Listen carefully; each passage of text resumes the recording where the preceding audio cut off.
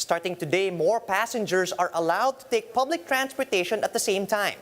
That's as the government raised the passenger capacity of public transport vehicles from 30% to 70%. To tell us how this affects the queue of passengers this morning, we now have JC Cosico. He's reporting to us live from Monumento. Good morning, JC. What is the situation like over there at MRT North Avenue this morning? And how many passengers are actually allowed to ride each train set at once? Charles, there were no lines of passengers early this morning at the MRT3 North Avenue station in Quezon City following the increased passenger capacity in public transportation. Now, from the previous 372 passengers per train set, about 827 passengers will now be allowed to ride the train, every train set. Charles.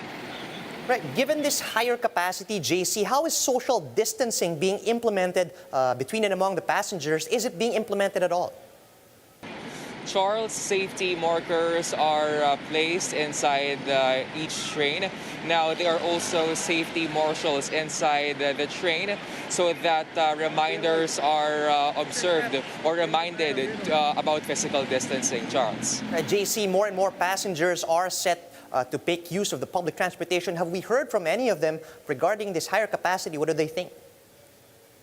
Charles, passengers shared mixed reactions over this increased passenger capacity.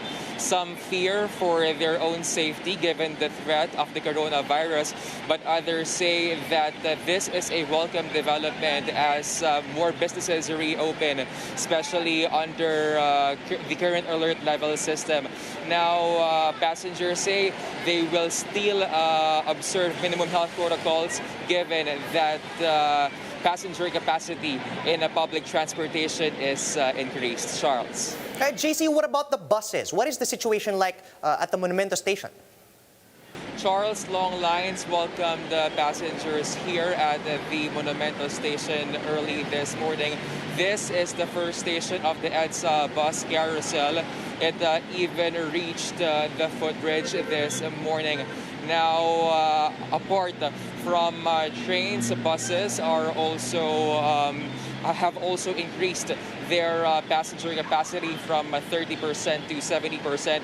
Now, that depends on the type of bus because some buses from 52 passengers pre-pandemic, they are now allowed to accommodate about 30 plus passengers only because of current restrictions. Charles. Right, JC, how about jeepney drivers? As we know, this higher capacity is intended as a way to offset the higher prices of oil. Have we heard from any jeepney drivers about this?